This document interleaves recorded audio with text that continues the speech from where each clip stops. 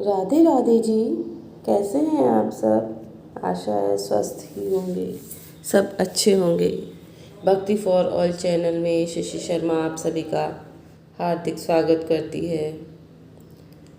बंधुओं, आज मैं आपको शुक्रवार व्रत कथा सुनाने जा रही हूँ। आप व्रत करते हैं तो बहुत अच्छी बात है, व्रत ना करें तो सिर्फ कथा ही सुन लें, सेवा पूजा नियम से ही करें तो बहुत अच्छा रहता है। क्योंकि शुक्रवार महालक्ष्मी जी का वार होता है, शुक्रदेव का वार होता है और लक्ष्मी के बिना हम सभी का किसी का काम नहीं चलता। जीवन में बहुत ज़रूरी होता है लक्ष्मी का हमारे घर में होना, हमारे आसपास होना, हमारे पास होना। तो उनकी कृपा के बिना हम कोई कुछ कर नहीं सकते हैं।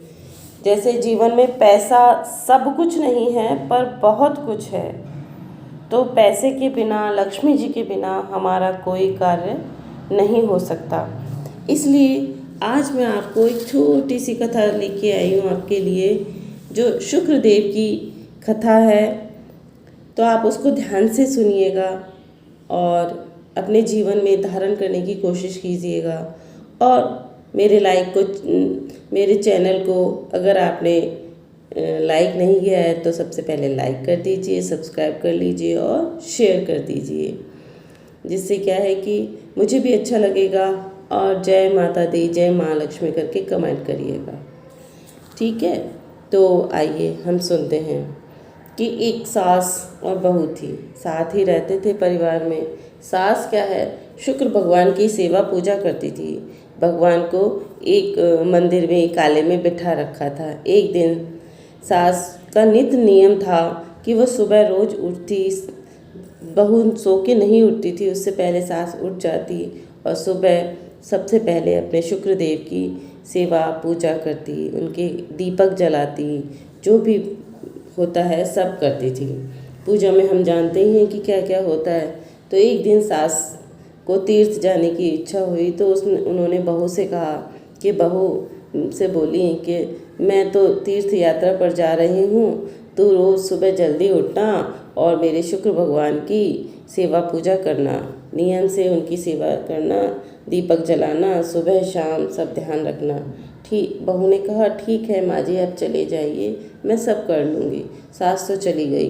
बहू ने उनकी सेवा पूजा करी नहीं। वो तो देर से उठती, सारे काम धीरे धीरे करती, तो उस पर टाइम ही नहीं होता था कि वो पूजा भी करे। फिर उसकी दिलचस्पी भी नहीं थी पूजा करने की। तो एक दिन बहू नहाने लगी, बहुत देर हो गई, नहाने लगी तो उसे देख करके शुक्र भगवान हंसने लगे। उसे हंसता हुआ देख करके हंसने लगे तो बहू को हंसता हुआ देख करके बुरा लगा। उसी समय क्या हुआ कि एक पनियारी आई, और पनियारी आई तो उनसे बोली कि तू इन शुक्रदेव भगवान को अपने घर ले जा।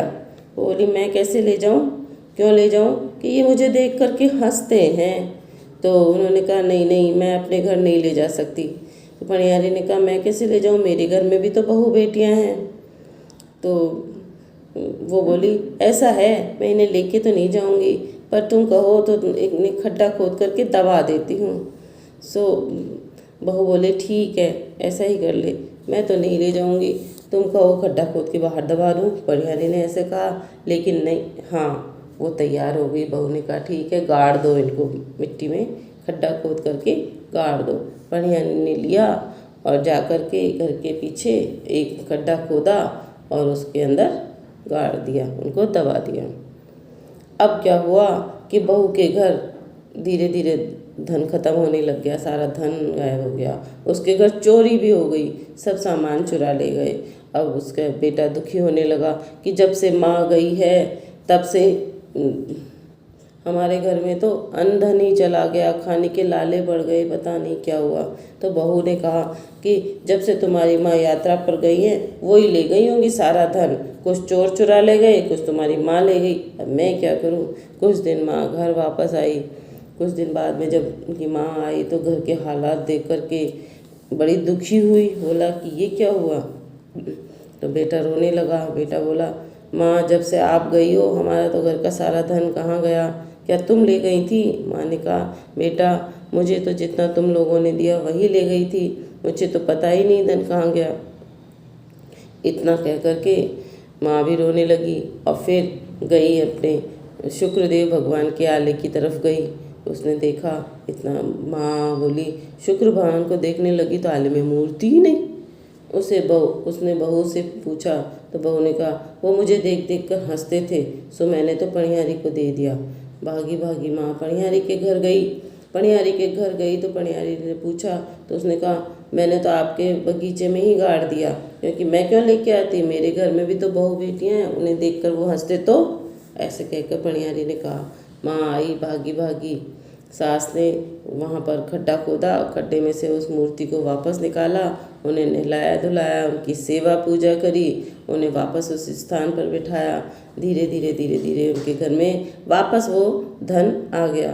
बेटे बहू बहुत पछताने लगे और शुक्र भगवान से माफ़ी मांगी।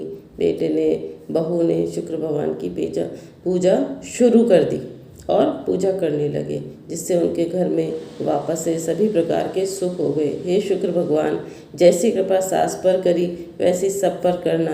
कहानी कहने वालों को, ओंकारा देने वालों को सब पर कृपा करना। और इस कहानी को सुन कर के आप भी लाभ उठाइए और अपने घर में अन्न धन के भंडार खोल लीजिए, क्योंकि माँ लक्ष्मी की कृपा छोटे छोटे कामों से ही, सेवा पूजा से ही हो जाती है। और आपको एक ज़रूरी बात भी बताना चाहूँगी कि अपने घर में लड़ाई झगड़े अगर आपके घर में होते हैं, कलेश होते हैं, तो आप इस कहानी को सुन रहे हैं तो वो बंद कर दीजिए। एक साथ बंद नहीं हो पाते, मुझे पता है। धीरे धीरे प्रयास कीजिए कि ये सब चीज़ें हमारे घर से चली जाएं, तो लक्ष्मी देवी वैसे ही प्रसन्न हो जाएंगी।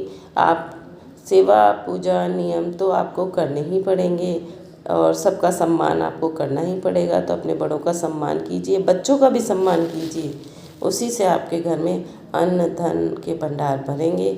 शांति रखिए, लड़ाई झगड़े ना कीजिए। ये मेरा आज का एक छोटा सा अनुरोध था। तो राधे राधे जी। मेरे चैनल को लाइक कीजिएगा, शेयर कीजिएगा, सब्सक्राइब कीजिएगा। धन्यवाद। राधे राधे राधे।